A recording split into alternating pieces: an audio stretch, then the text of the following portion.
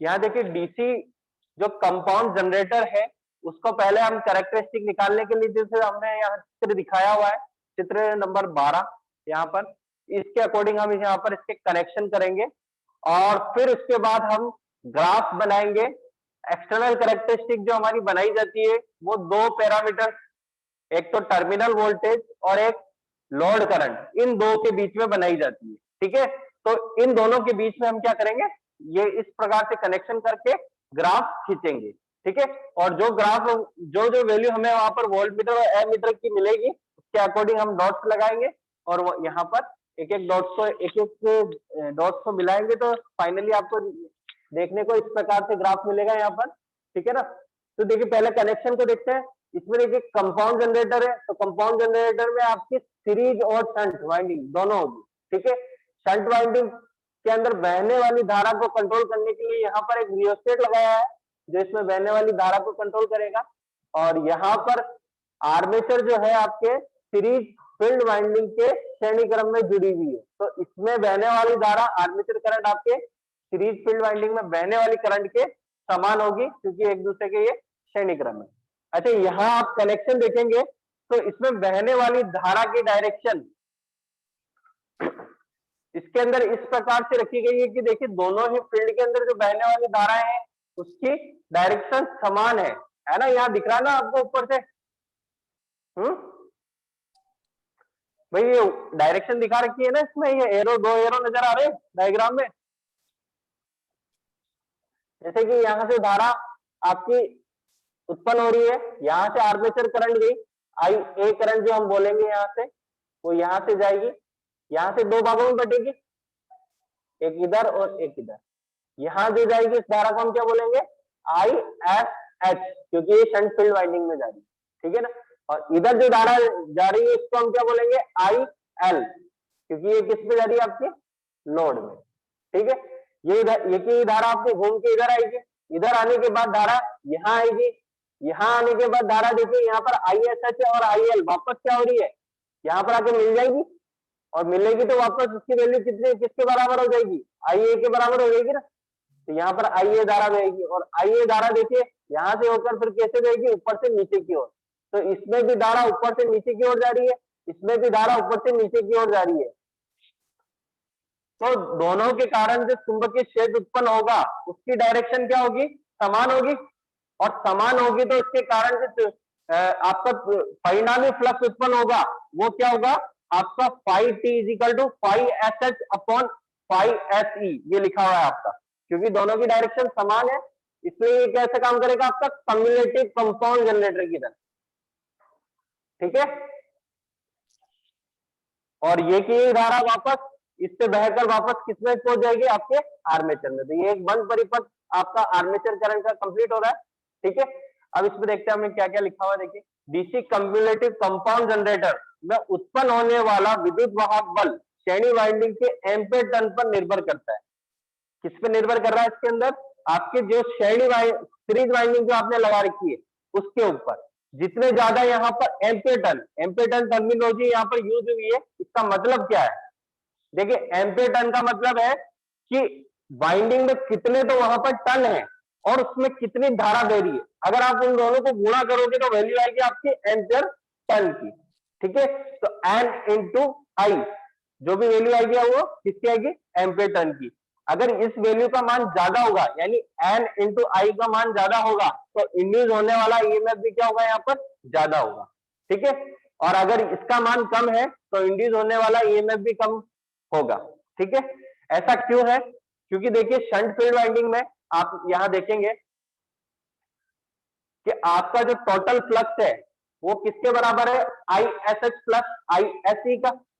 आई S H तो आपका क्या रहता है, कांस्टेंट रहता है। कांस्टेंट क्यों रहता है, क्योंकि इस परिपथ में जो शंट फील्ड वाइंडिंग है इसका प्रतिरोध आपका एक बार आपने जो स्थिर किया वो स्थिर हो जाएगा, लगने वाले वोल्टेज उसमें लगभग स्थिर रहते हैं। तो बी स्थिर है, आर स्थिर है, तो बहने वाली धारा भी क्या होगी, स्थिर होगी, और बहने वाली धारा स्थिर होगी तो इसमें उत्पन्न होने वाला फ्लक्स भी क्या होगा, स्थिर होगा ना। इसलिए यहाँ पर आई एस एस तो क्या है, स्थिर है। मगर जब I S E sorry phi S E की बात करते हैं, फाई एस ई किसके कारण उत्पन्न हो रहा है, सीरीज वाइंडिंग के कारण, है ना।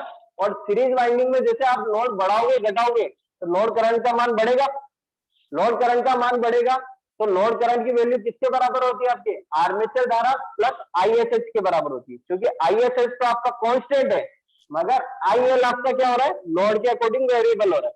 अगर आईएल की वैल्यू बढ़ाओगे तो आईए की वैल्यू भी बढ़ेगी और आईए की वैल्यू बढ़ेगी तो इसमें बहने वाली धारा भी बढ़ेगी ना आपकी। हाँ, तो इसलिए क्या हो रहा है लोड बढ़ने से लोड बढ़ाने से क्या हो रहा है आपकी आईए की वैल्यू बढ़ रही है, आईए की वैल्यू बढ़ने से सीरीज फील्ड वाइंडिंग में बहने वाली धारा भी बढ़ रही है और उसके कारण क्या हो रहा है फाई एक्स भी बढ़ रहा है।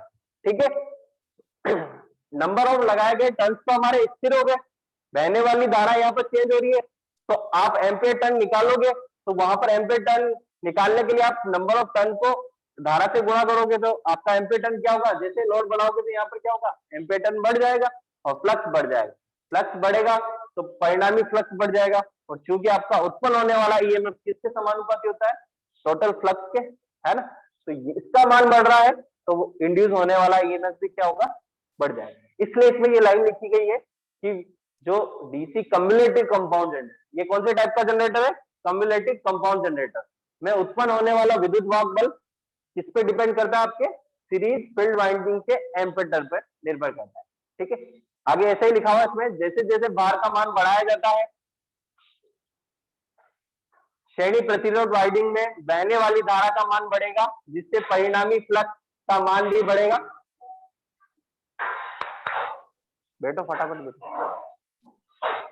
और भार के साथ ही टर्मिनल वोल्टा का मान भी क्या होगा बढ़ जाएगा। ठीक है, इस प्रकार के जनरेटर को ओवर कंपाउंड जनरेटर कहते हैं। अच्छा, जिन जनरेटर में क्या है लोड बढ़ने के साथ में टर्मिनल वोल्टा बढ़ रही है, टर्मिनल वोल्टा किस पर डिपेंड कर रही है यहाँ पर इस सीरीज वाइंडिंग के एम्पियर टर्न पर।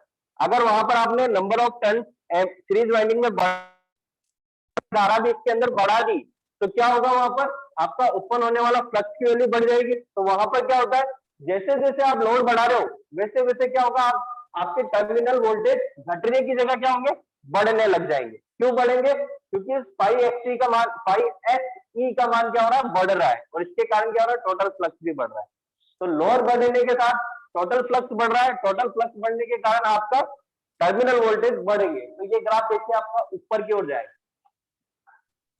लोड बढ़ने के साथ देखिए यहाँ इस ग्राफ में आप चल रहे हैं यहाँ पर तो आई एफ की वैल्यू 0 से आगे की तरफ बढ़ा रहे हो तो इसमें फर्स्ट वाला ए नंबर का ग्राफ देखिए, इसके अंदर ए नंबर का ग्राफ में आप देखोगे आई एफ एल यानी फुल लोड आपकी जो आई एल करंट है उसका मान इस ग्राफ में आप जैसे जैसे इधर ट्रांसफर करते हो तो वहां पर ये ग्राफ ऊपर की ओर बढ़ रहा है, ऊपर की ओर। यहाँ देखिए पहले ये यहाँ था इसकी सीध में था और अब ये कहाँ बढ़ के चला गया ऊपर पॉइंट पे चला गया।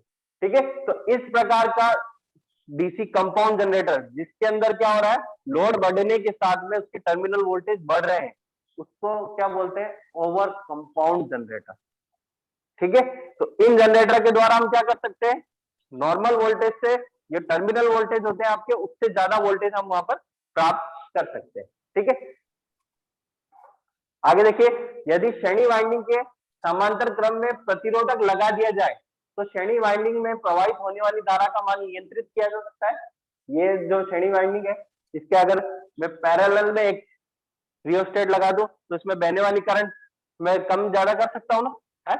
अगर रियोस्टेट का मान घटाऊंगा तो बहने वाली धारा मैक्सिमम आपकी किस में चली जाएगी रियोस्टेट में चली जाएगी और इसमें बहने वाली धारा कम हो जाएगी। तो वहां पर क्या होगा सीरीज एम्पियर टर्न कम हो जाएंगे और सीरीज एम्पियर टर्न कम होंगे तो क्या होगा आपका एफ फाई एस ई का मान कम होगा, फाई एस ई का मान कम होगा तो जो टोटल फ्लक्स उत्पन्न हो रहा है वो कम होगा और वो कम होगा तो क्या होगा आपका टर्मिनल वोल्टेज यहाँ पर आप क्या कर सकते हो बढ़ा और घटा सकते हो, जैसे जैसे आप चाहो वैसे इसको कर सकते हो। अगर आपने इसको यदि जनरेटर में टर्मिनल वोल्टा का मान शून्य भार व पूर्ण भार पर समान है तो वो लेवल कंपाउंड जनरेटर कहलाता है। यानी आपने इसका एडजस्टमेंट इस प्रकार से किया सीरीज फील्ड वाइंडिंग के पैरेलल में जो रियोस्टेट लगाया उसका एडजस्टमेंट इस प्रकार से किया कि नो लोड पर जो वोल्टेज है और फुल लोड पे जो वोल्टेज है वो आप निकाल रहे हो दोनों समान है बराबर है तो वो कौन सा कंपाउंड जनरेटर कहलाएगा फ्लैट कंपाउंड जनरेटर या लेवल कंपाउंड जनरेटर आपका कहलाएगा। ठीक है, यदि जनरेटर में टर्मिनल वोल्टेज का मान शून्य भार की तुलना में पूर्ण भार पर वोल्टेज से कम है तो वो अंडर कंपाउंड जनरेटर कहलाता है। जैसे कि उदाहरण आप इसमें देख सकते हो, ये डी नंबर का ग्राफ। डी नंबर में क्या है, नो लोड पर आपका वोल्टेज टर्मिनल वोल्टेज ज्यादा है और फुल लोड पर टर्मिनल वोल्टेज आपका कम हो गया है। तो इस प्रकार का जो कंपाउंड जनरेटर होगा वो कौन सा कहलाएगा, अंडर कंपाउंड जनरेटर। तो मैं ये कह सकता हूं कि एक कंपाउंड जनरेटर से मैं तीन प्रकार के जनरेटर के रूप में इसको यूज कर सकता हूं। अगर मेरे को वो लोड बढ़ाने के साथ में वोल्टेज बढ़ाना है, यानी ओवर कंपाउंड जनरेटर बनाना है, तो भी मैं उसको बना सकता हूं। अगर मैं इसको फ्लैट कंपाउंड बनाना चाहता हूं तो भी बना सकता हूं और को बना सकता हूं। तो ये कैरेक्टरिस्टिक, ये इसकी विशेषता होती है आपके कंपाउंड जनरेटर की, इसलिए इनका उपयोग अलग अलग जगह पर आपको यहाँ नीचे बताया होगा।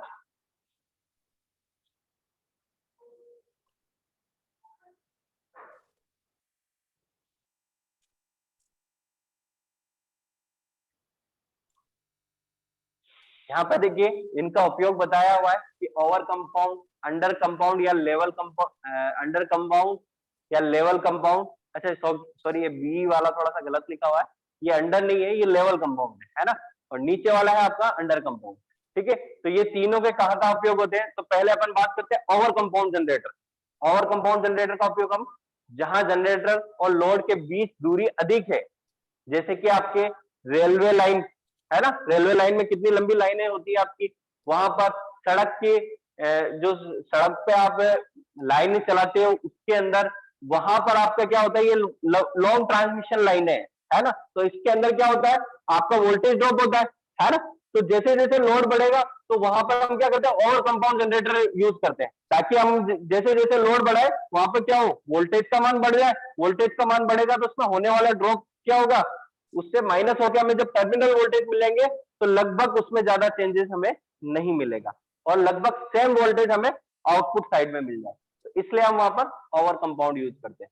अंडर या लेवल कंपाउंड जनरेटर, जो सॉरी लेवल कंपाउंड जनरेटर है, वहां उनका उपयोग हम कहां करते हैं, इनका उपयोग ऐसे स्थानों पे होगा जहां लोड पास में है, जैसे आपका प्रदीप्ति बार यानी आपके लाइटिंग लोड, छोटे भवनों में शक्ति लोड अथवा लेस जिसमें स्थिर वोल्टता की आवश्यकता है।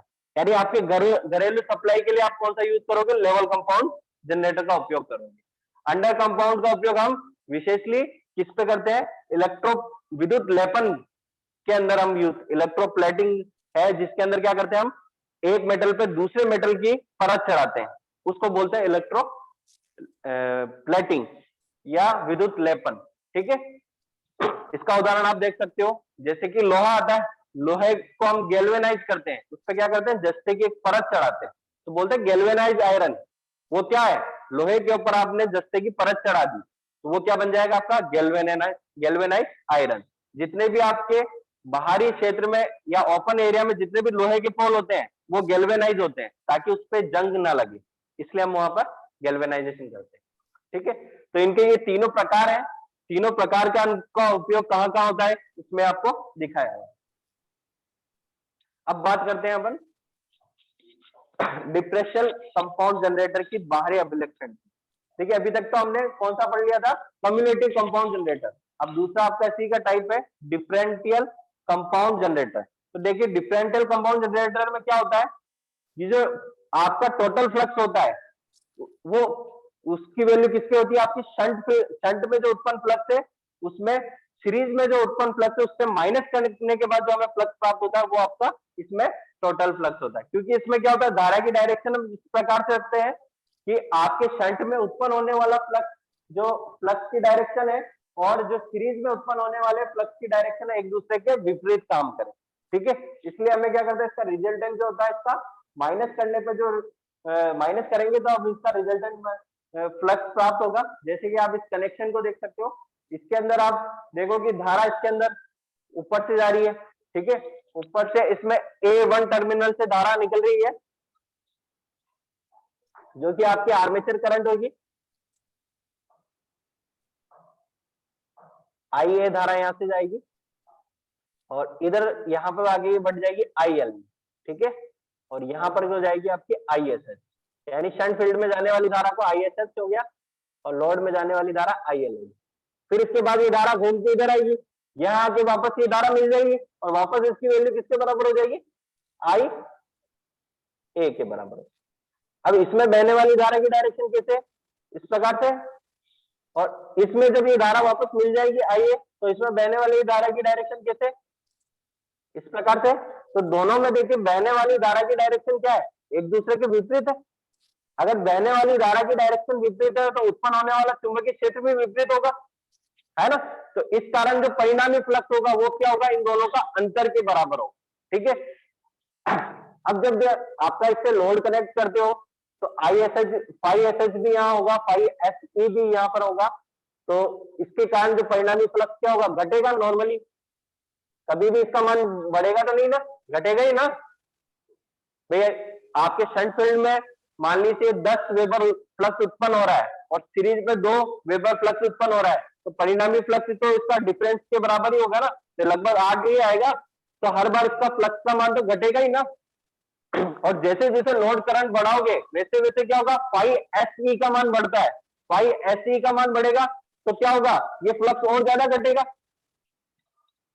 भैया आपका वेरिएबल पोर्शन तो यही है, ये तो स्थिर पोर्शन है ना, क्योंकि इसमें बहने वाली धारा हमेशा स्थिर रहती है।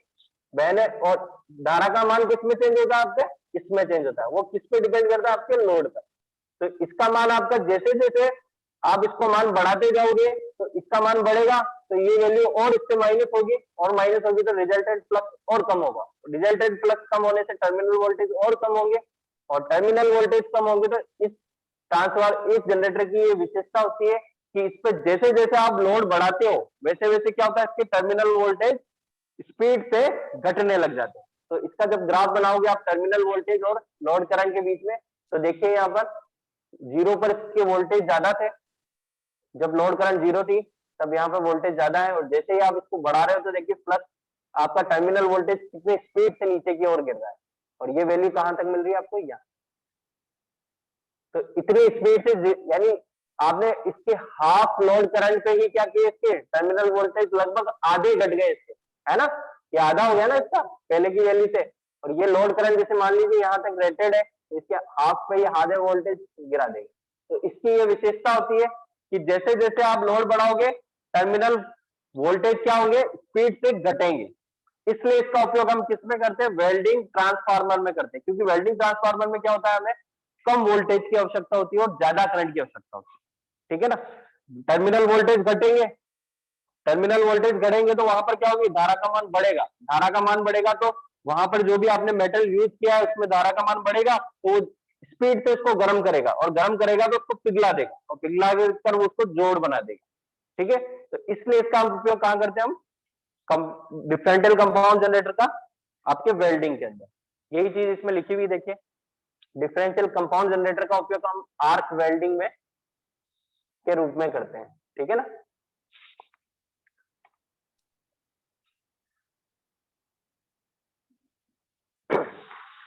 ये आपका अभिलक्षण वाला टॉपिक कंप्लीट है यहाँ पर। अब अपना नेक्स्ट टॉपिक चलता है समान डीसी जनरेटर का समांतर प्रचालन, यानी समांतर क्रम में जोड़ना, ठीक है। तो आपका नेक्स्ट टॉपिक लिख लीजिए, डीसी जनरेटर का समांतर प्रचालन या parallel operation of DC generator.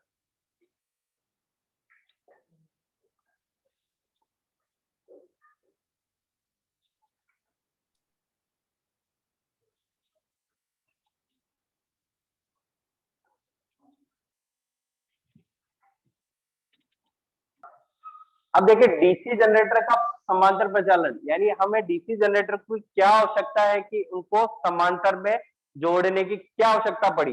अच्छा, समांतर जोड़ने से आप ये तो समझ गए ना कि उनको पैरेलल कनेक्ट करना है, यानी उसके पॉजिटिव टर्मिनल को पॉजिटिव और नेगेटिव टर्मिनल को नेगेटिव जोड़ना है ना।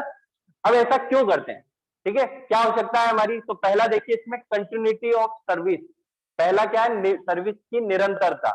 यानी देखिए अगर मैं एक बड़ा डीसी जनरेटर लगा दूं, ठीक है, अगर वो खराब हो गया तो आज मेरी सारी सप्लाई बंद हो जाएगी। इस परिसर में अगर एक बड़ा डीसी जनरेटर लगा दूं और वो खराब हो गया तो मेरी लाइट बंद हो जाएगी ना आज के टाइम पे, है? वहीं पे अगर मैं यहाँ पर 4 जनरेटर लगाऊं, ठीक है, हर रूम के लिए। ठीक है, उसमें से मान लीजिए कोई एक खराब हुआ, बाकी 3 तो चलेंगे। तो 3 परिसर में मेरे 3 कमरों में तो लाइटें आएगी, एक में बंद रहेगी केवल। तो इससे क्या होता है, मान लीजिए मेरे एक कमरे में अभी लाइट की आवश्यकता ही नहीं है, तो मैं क्या करूंगा, जिसमें जरूरत नहीं है उसको बंद कर दूंगा, जहां जरूरत है वहां दे दूंगा, तो मेरी सप्लाई की तो निरंतरता यहाँ बनी रहेगी ना। है? तो इस प्रकार से आपका क्या होता है, हमेशा जो जनरेटिंग स्टेशन होता है वहां पर ये पॉसिबिलिटी रखी जाती है कि हम बड़ा जनरेटर लगाने की जगह छोटे छोटे एक से अधिक जनरेटर लगाएं। ठीक है, ताकि उसकी कंटिन्यूटी वहां पर सप्लाई की बनी रहे, ताकि एक मान लो फेलियर हो गया किसी कारण से, तो मैं दूसरों से उसका लोड को आउटपुट दे सकूं। ठीक है, तो पहला रीजन आपका ये है सर्विस की निरंतरता या कंटिन्यूटी। ठीक है, नेक्स्ट है आपकी दक्षता। दक्षता से यहां आप क्या समझते हैं, देखिए कोई भी मशीन है, अगर हम उसको चला रहे हैं और उसका पूरा यूज नहीं कर रहे हैं, पूरा आउटपुट नहीं ले रहे, तो हमारे लिए तो वो क्या है, वेस्ट हो गई ना, बाकी उसकी जितनी क्षमता उतना है। या मैं बोल सकता हूं आपके यहाँ पर कि मैंने यहाँ पर 2 पियोन रखे, ठीक है, जबकि मुझे आवश्यकता एक की थी। मेरा एक पियोन ही मेरे यहाँ पर सफाई कर सकता था या पानी पिला सकता था, मगर मैंने यहाँ 2 रख लिए, यानी क्षमता से ज्यादा रख लिए, और यूज केवल मेरा एक का ही है। तो उससे क्या हो रही है, मेरे यहाँ आउटपुट कम हो रहा है, एफिशिएंसी कम हो रही है ना मेरी ऑफिस की। है, मेरे पास खर्चा ज्यादा हो रहा है मगर उसका आउटपुट कम मिल रहा है मेरे को, तो मेरी यहाँ पर क्या है, दक्षता कम हो रही है। इसी प्रकार से जनरेटिंग स्टेशन में भी क्या होता है, अगर आपने बड़ा जनरेटर लगा लिया और उससे पूरा आउटपुट नहीं ले रहे हो, तो वहां पर क्या होगा, आपके लॉसेज ज्यादा होंगे। लॉसेज ज्यादा होंगे तो मेरे क्या है, अधिक पैसे के अंदर कम बिजली मुझे मिल रही है, तो मेरे लिए बिजली की रेट बढ़ गई ना। हाँ सर, नहीं नहीं लेट नहीं है सर, ये कल क्या बिना पूछ चला लंच के बाद बन जा, फटाफट बन जा।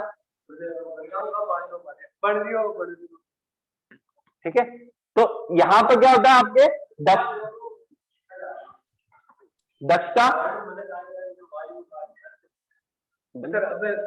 दक्षता तो आपके क्या होती है यहाँ पर बड़ा जनरेटर लगाने से क्या हो रहा है, वहां पर दक्षता मेरी वहां पर कम हो जाएगी, क्योंकि उतना अगर मैं यूज नहीं करूं, क्योंकि आप देखते हो ना कि आपके सुबह लाइटिंग लोड कम रहेगा, दिन के अंदर गर्मियों में ज्यादा रहता है, शाम के टाइम थोड़ा फिर कम हो जाएगा, शाम के टाइम बिल्कुल रात में क्या होगा, जैसे नींद, लाइटें सारी बंद, केवल पंखे वगैरह ही चलेंगे, है ना, तो लोड क्या हो रहा है आपका, चेंज होता जा रहा है। ठीक है, तो अगर वहां पर मैं बड़ा जनरेटर लगाने के लिए छोटे छोटे पैरेलल में 2-3 जनरेटर लगा दूं, तो जब मेरी डिमांड दिन में बढ़ रही है तब तो मैं क्या करूं, सारे जनरेटर चला दूं, है, और जैसे मेरी डिमांड कम हुई उसमें से 2 बंद कर दिए, 2 ही चलाए, तो वो फुल लोडेड काम करेंगे, पूरी दक्षता पे काम करेंगे, है ना। तो इस प्रकार से क्या होता है, समांतर प्रचालन इसलिए अपने फायदेमंद है कि मैं वहां पर छोटी छोटी यूनिट स्थापित कर सकता हूँ, और उनको समांतर में अगर प्रचालित करूंगा तो मुझे प्रॉपर एफिशिएंसी से मेरे को पावर वहां पर मिलेगी, वहां पर मेरा आउटपुट अच्छा मिलेगा मेरे। ठीक है, नेक्स्ट बात करते हैं मेंटेनेंस की। देखिए कोई भी मशीन है 24 घंटे नहीं चला सकते ना, मेंटेनेंस की आवश्यकता है। तो पैरेलल ऑपरेशन से ये फायदा है कि मैं वहां पर 2 से 3 मशीनें वहां लगा सकता हूँ, और उसमें से मैं केवल 2 को ही मैं क्या कर रहा हूँ, रूट चला रहा हूँ, और एक पे मैं क्या कर रहा हूँ, मेंटेनेंस कर रहा हूँ। तो मेरी सप्लाई की कंटिन्यूटी भी बनी रह रही है और मेंटेनेंस भी हो रही है, और यहाँ पे मेरे ब्रेकडाउन भी नहीं हो रहा है, सप्लाई बंद भी नहीं हो रही है ना। तो मेरे लिए मरम्मत करना इजी है, क्योंकि दूसरी यूनिट में उस समय क्या कर सकता हूँ, उस समय समांतर में चला सकता हूँ। तो ये फायदा है समांतर परिचालन का, कि वहां पर आप क्या कर सकते हो, एक जनरेटर को बंद करके उसकी मेंटेनेंस कर सकते हो और बाकी से आप लोड वहां सप्लाई कर सकते हो। बात करते हैं नेक्स्ट, प्लांट की क्षमता को बढ़ाने से, कि यहां पर क्या होगा, प्लांट की मेरे को जो क्षमता है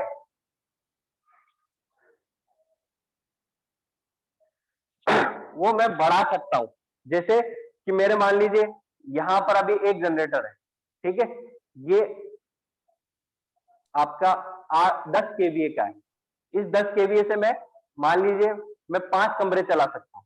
ठीक है, अब मेरे को जरूरत पड़ गई और मेरे को और कमरों में सप्लाई देनी है, तो समांतर प्रचालित करके दूसरा जनरेटर उसके समांतर में लगाकर मैं उससे सप्लाई पूरी करा सकता हूँ। तो यहाँ मेरी क्षमता भी बढ़ रही है ना। तो पैरेलल में जोड़ने से क्या है, आपकी क्षमता भी बढ़ती है वहां पर।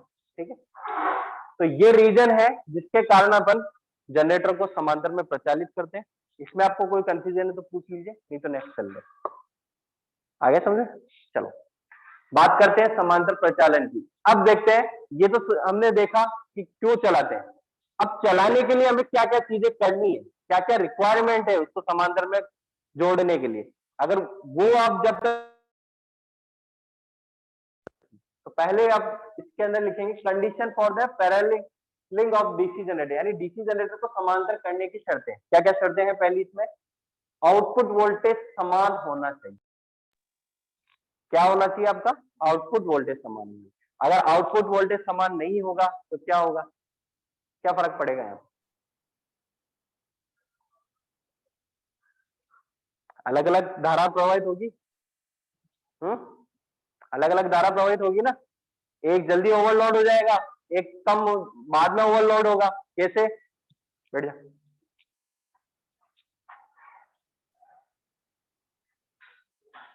आप इसको एक समझे बैटरी के उदाहरण से।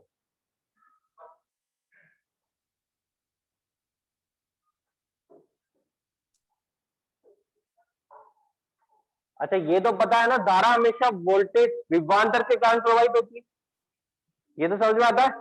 ठीक है, मैंने दो बैटरी ली, एक है मेरी 10 वोल्ट की और एक ली मैंने 5 वोल्ट की। और यहां पर आपका मेरा कोई लोड है जो इससे कनेक्टेड है। ठीक है, या मैं इसको बोल सकता हूँ ये 0 विभव पे, इसको मान लीजिए मैंने अर्थ कर दिया, ऐसे मान लीजिए, है ना। तो 0 अर्थ करने का मतलब है वो 0 वोल्ट पे आ गया है। अब देखिए आपकी धारा किसमें ज्यादा प्रवाहित होगी। धारा हमेशा किसके कारण प्रवाहित होती है? वोल्टेज डिफरेंस के कारण। जहां वोल्टेज डिफरेंस ज्यादा होगा वहां से धारा भी ज्यादा बहेगी। वोल्टेज डिफरेंस में निकालना चाहूं तो पहले मैं पहली बैटरी का निकालता हूं, तो पहला पोटेंशियल, यहां पर जो पोटेंशियल आ रहा है वो कितना आ रहा है? 10, और आउटपुट मेरे यहां पर कितना आ रहा है? 0। तो पोटेंशियल डिफरेंस कितना हो गया मेरा? 10 माइनस 0 करूंगा तो कितना आ गया?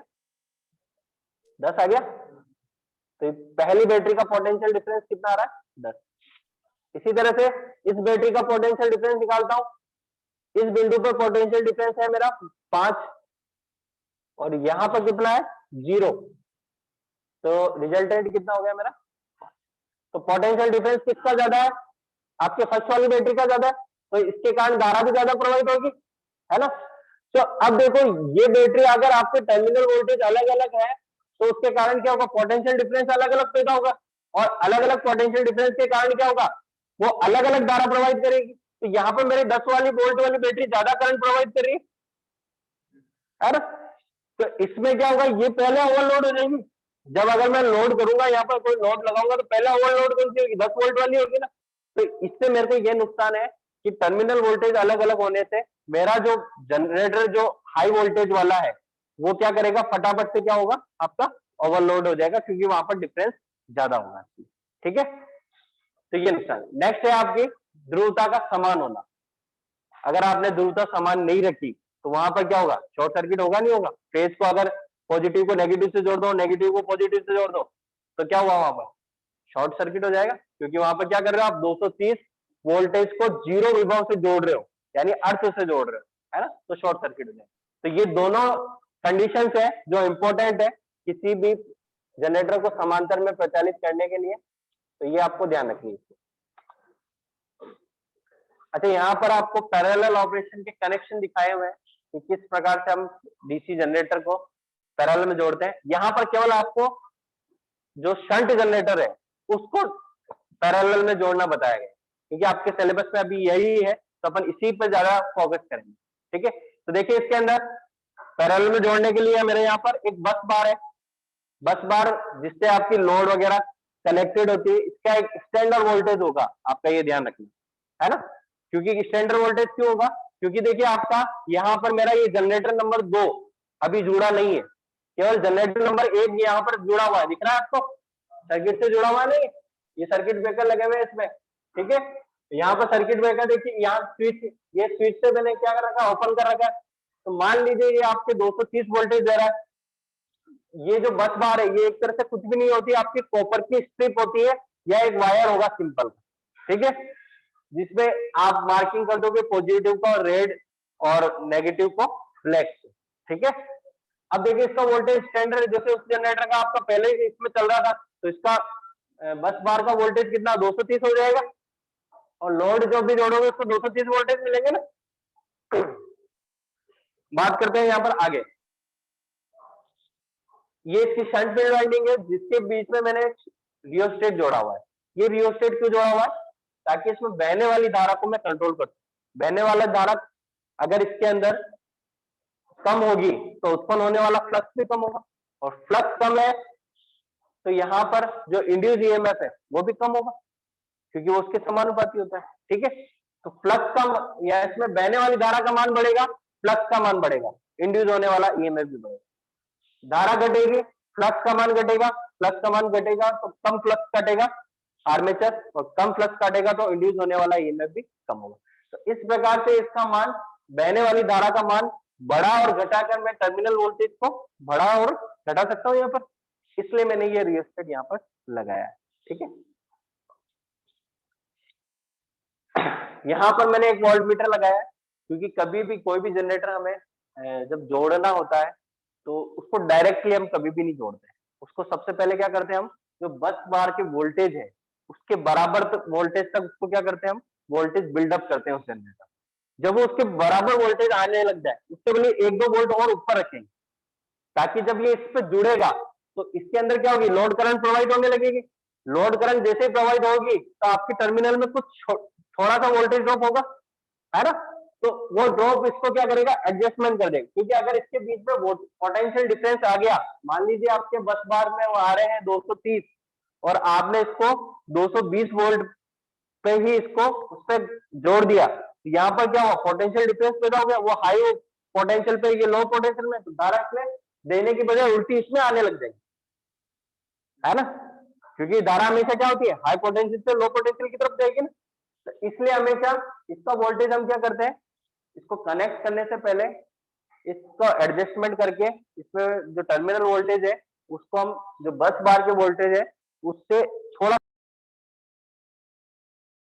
और उसको हम किससे नापते हैं, इस वोल्ट मीटर की सहायता से नापते हैं। जब ये 2 वोल्ट 3 वोल्ट उससे अधिक हो जाता है, प्रॉपर हो जाता है, उसके बाद हम क्या करते हैं, इस स्विच को इससे कनेक्ट करते हैं, ठीक है। इस स्विच से इसको कनेक्ट करेंगे तो इसका जो वोल्टेज होगा वो आपके बस बार के वोल्टेज के लगभग बराबर आ जाएगा। अब यहाँ पर वोल्टेज इसका और बस बार का दोनों बराबर है, तो यहाँ कोई पोटेंशियल डिफरेंस है ही नहीं, है ना।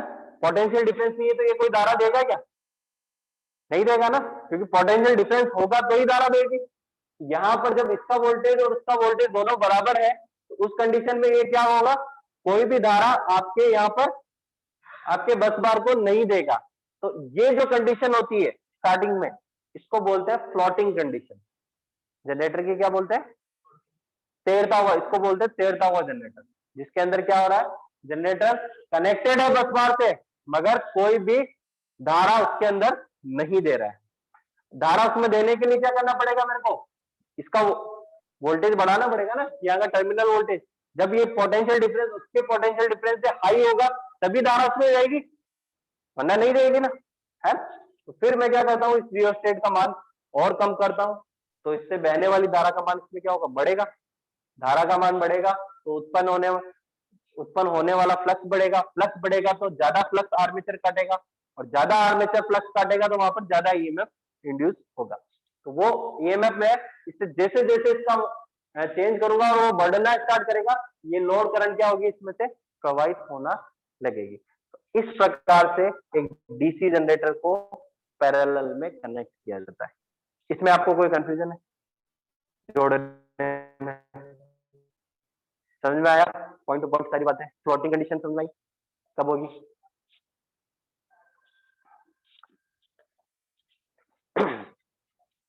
चले आगे। अरे अरे कुछ बोल रहे हो तो तेज बोलो, मेरे को सुनाई भी नहीं आता। जब भी मैं, मान लीजिए इसको कनेक्ट कर दिया आपने, कंप्लीट हो गया सर्किट, अब मेरे को इस जनरेटर को हटाना है, मान लीजिए मेरा लोड कम हो गया, है ना, लोड कम हो गया तो मेरे को इस जनरेटर को जोड़ने की जरूरत ही नहीं, क्योंकि मेरा वो अकेला जनरेटर सप्लाई दे सकता है। तो इस समय मेरे को इस जनरेटर को हटाना पड़ेगा। तो इसको हटाने के लिए क्या करना पड़ेगा, डायरेक्ट हम कभी भी नहीं हटाते, भाई जरूरत नहीं तो हटा दो, ऐसा नहीं होता।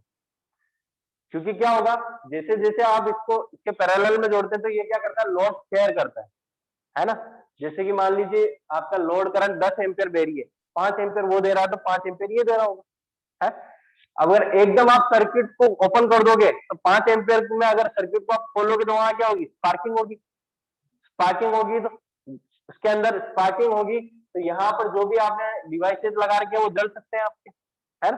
तो इसलिए हम क्या करते हैं कि इसको डायरेक्ट नहीं हटाते, उसके लिए क्या करते हैं, पहले सारा जितना लोड है वो किस पे शिफ्ट करते हैं, पहले जनरेटर पे शिफ्ट करते हैं कि सारा लोड ये लेने लग जाए और ये जीरो लोड लेने लग जाए, यानी इसकी जो लोड करंट है वो जीरो हो जाए और 10 एम्पियर वो देने लग जाए, तब जाके हम इस सर्किट को हटाते हैं। क्योंकि अगर जीरो करंट होगी फिर स्पार्किंग कम होगी, नहीं होगी, ये मान सकते हैं। तो उसके लिए क्या करते हैं हम, उसके लिए देखिए इसके टर्मिनल वोल्टेज और बस बार के पोटेंशियल, आपका जो पोटेंशियल डिफरेंस है, पोटेंशियल है, उसके बीच का डिफरेंस है, तभी उसमें धारा बह रही है ना। ये डिफरेंस ज्यादा होगा तो ज्यादा धारा बहेगी, कम है तो कम बहेगा। अगर मैं उसको वापस पोटेंशियल डिफरेंस बराबर ले आऊं तो वापस ये धारा देना बंद कर देगा, क्योंकि धारा कब देगी, जब तक पोटेंशियल डिफरेंस होगा तो ही धारा देगी ना। तो मैं क्या करता हूं, इसके इसका रियोस्टेट का मान बढ़ाने लगता हूं, तो इससे क्या होगा, इसमें बहने वाली धारा का मान कम होगा, फ्लक्स कम होगा, फ्लक्स कम होगा तो इंड्यूस होने वाला ईएमएफ भी कम होगा। तो पहले आपने जो बढ़ा रखा था वो धीरे धीरे कम होने लग जाएगा और वो किसके लेवल में आ जाएगा, वो तब तक घटाऊंगा जब तक कि इसका इसमें बहने वाली धारा क्या हो जाए, शून्य ना हो जाए, यानी इसका पोटेंशियल, इसका टर्मिनल वोल्टेज और उसका जो पोटेंशियल डिफरेंस है वो बराबर ना हो जाए, तब तक मैं इसके वोल्टेज घटाता जाता हूँ। जब वो बिल्कुल शून्य हो जाए, जब ये शून्य होगा तो बाकी करंट फिर ये कहां से लेगा, भाई आउटपुट तो 10 एम्पियर ले रहा है, वो तो इससे लेने लग जाएगा ना, क्योंकि लोड तो लेना ही, करंट तो लेनी है इसको। तो सारा लोड किस पे शिफ्ट होगा, आपके इस पे शिफ्ट हो जाएगा और इससे बहने वाली धारा का मान धीरे धीरे शून्य हो जाएगा। अब ये धारा जैसे शून्य हुई तब मैं सर्किट को ओपन कर सकता हूँ। मान लीजिए अब किसी ने ऐसा करा, कोई हुआ भाई मुकेश जैसा बदमाश आदमी की भाई नहीं यार इसको थोड़ा सा और कम करके देखते हैं क्या होता है। मान लो उसने वोल्टेज क्या किया, उसके जो उसका जो वोल्टेज था बस बार का उससे भी कम कर दिया, तो क्या होगा, धारा हाई पोटेंशियल से लो पोटेंशियल की तरफ चलेगी, तो क्या होगा, धारा ऊपर से नीचे आएगी। और किसी भी जनरेटर को अगर आप सप्लाई देने लग जाओ तो वो एज ए मोटर काम करने लग जाता है, तो ये उल्टा क्या करने लगेगा, घूमने लगेगा और घूमने लगेगा, इधर तो आप घुमा रहे हो, इधर से वो भी घूमने की कोशिश कर रही है, तो क्या होगा, जकड़ने होगी वहां पर और टूट सकती है आपस में, जो आपने कपलर लगाए वो टूट सकते हैं। ठीक है, तो ये चीज का ध्यान रखना होता है कि इसका एक्साइटेशन जो है, करंट है, उसका मान इतना कम नहीं करना होता कि ये उल्टा मोटर की तरह काम करे। आपको बस इतना ध्यान रखना है कि इसका जो वोल्टेज है आपका, इसमें बहने वाली जो धारा है वो शून्य हो जानी, धारा जैसे शून्य हो जाती है वहां आपको रुक जाना है और सर्किट को ओपन करना है। ठीक है, तो ये है इसका ओपन करने का तरीका।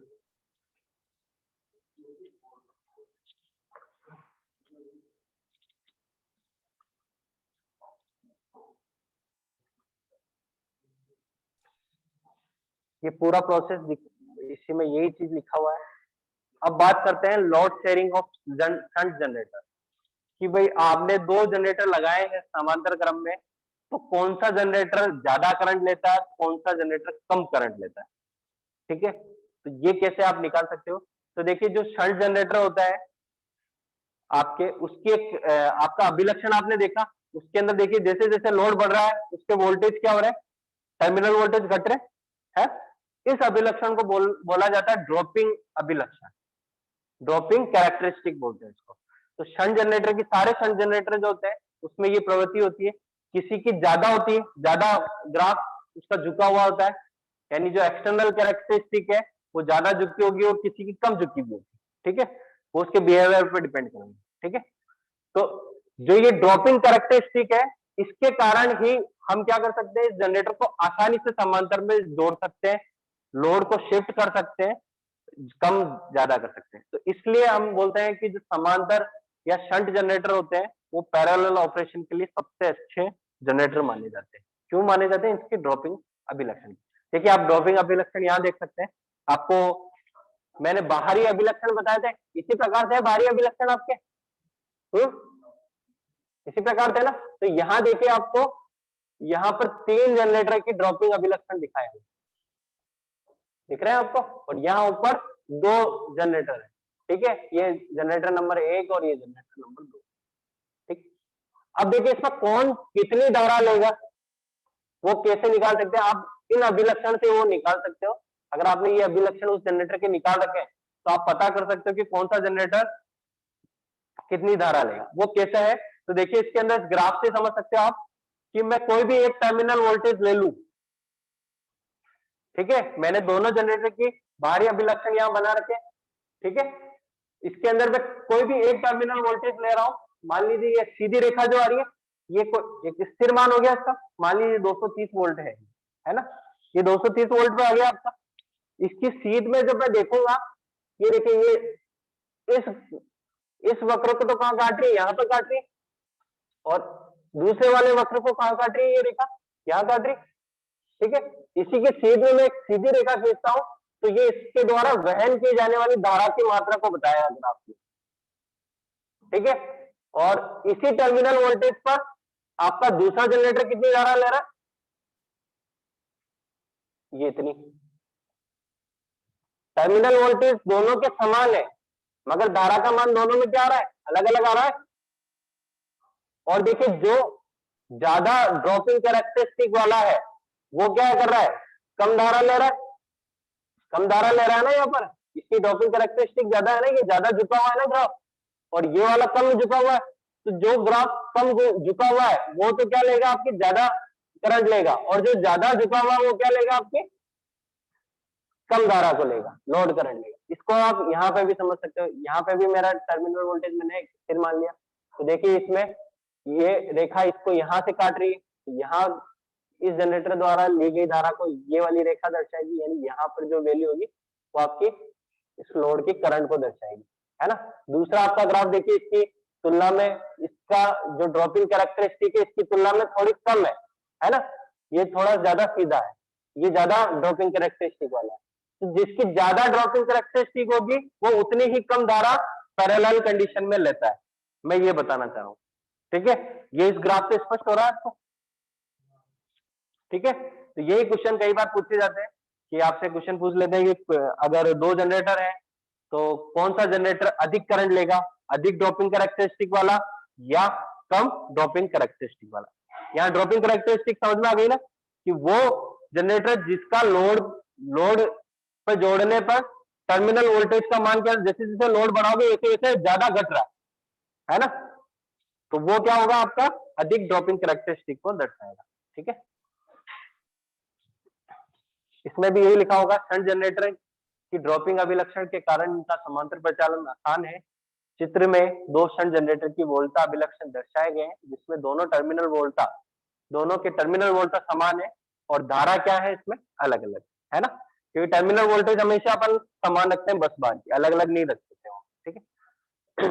चित्र में दर्शाया गया है जिस जनरेटर की अधिक ड्रॉपिंग अभिलक्षण है वो कम धारा ले रहा है, ठीक है, प्रदान कर रहा है तथा चित्र अनुसार यदि दोनों जनरेटर का वोल्टा पात शून्य भार से पूर्ण भार तक समान हो तो वह समान भार वहन करेगा। यानी अगर किसी जनरेटर की ड्रॉपिंग कैरेक्टरिस्टिक समान है तो समान धारा लेगी, है ना।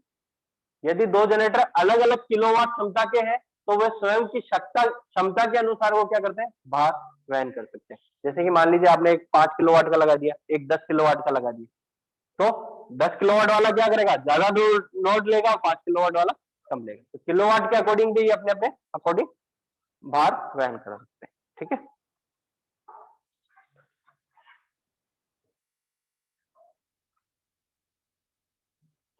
ठीक है, आज अपना टॉपिक यही है। इसके बाद अब हम आर्मेचर रिएक्शन पढ़ेंगे।